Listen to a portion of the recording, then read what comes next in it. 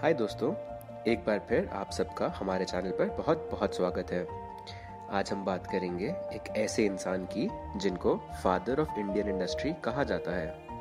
आज की हमारी वीडियो है श्री जमशेदजी नुसरवानजी टाटा जी के बारे में। श्री जमशेदजी टाटा ने टाटा ग्रुप ऑफ कंपनीज की स्थापना की।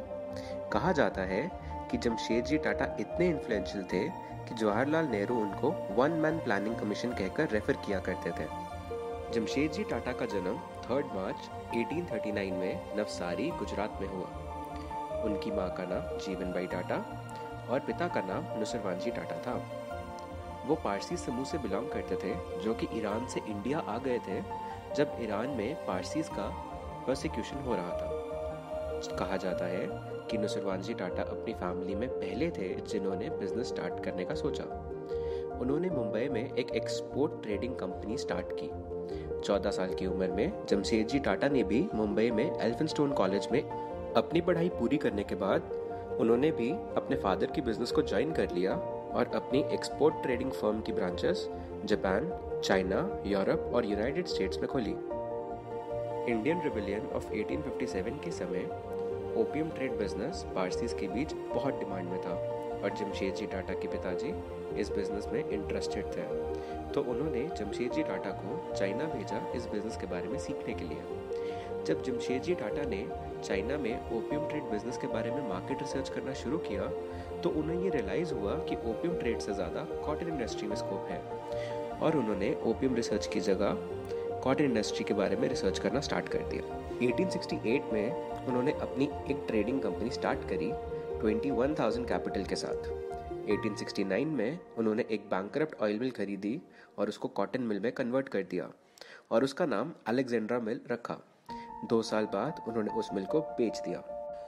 अपनी पहली खुद की कंपनी को बेचकर जो उन्होंने प्रॉफिट कमाया उससे उन्होंने एक नई स्पिनिंग, वीविंग और मैन्युफैक्चरिंग कंपनी नागपुर में खोली। जब टाटा ये कंपनी खोलने वाले थे तो लोगों को लगता था कि उनकी प्रेफरेंस मुंबई होगी, पर उनका नागपुर में अपनी कंपनी को स्टार्ट करना ना कि सरप्राइजिंग था बट आगे जाकर उनके लिए बहुत प्रॉफिटेबल रहा कि मुंबई के कंपैरिजन में नागपुर में लैंड ज़्यादा सस्ती थी, रिसोर्सेज ज़्यादा थे और रेलवेज कन्वर्जेंस थी जिसकी वजह से डिस्ट्रीब्यूशन ईजी थी। जमशेदजी टाटा ने लाइफ में 4 गोल सेट किए थे। Iron and steel company setup करना, इंडिया के लिए world class learning institution develop करना, एक यूनिक होटल की शुरुआत करना और एक यूनिक हाइड्रो इलेक्ट्रिक प्लांट की निर्माण करना। हालांकि वो अपनी लाइफ में बस इनमें से एक गोल को अचीव कर पाए जो कि ताजमहल होटल का निर्माण करना था, उनकी ऑर्गेनाइजेशन ने उनके हर सपने को पूरा करने का सोचा और करके दिखाया। कहा जाता है कि इंग्लैंड में जमशेदजी के लिए थॉमस कार्लाइल का लेक्चर उनका नया एम्बिशन बन गया। थॉमस कार्लाइल ने उस लेक्चर में कहा कि जिस कंट्री के पास स्टील होगा उसके पास सोना होगा। ये सुनकर उन्होंने ये ठान लिया कि मेरा एक गोल आयरन एंड स्टील कंपनी को सेटअप करना है। Tata iron and steel plant Sakshi village, Jharkhand में सेटअप की गई जिसका नाम टाटा नगर रखा गया। फिर जमशेदजी के सम्मान में जगह का नाम जमशेदपुर रखा गया जिस नाम से अब इस जगह को जाना जाता है। सन 1900 में जर्मनी में बिजनेस ट्रिप के समय उनका देहांत हो गया।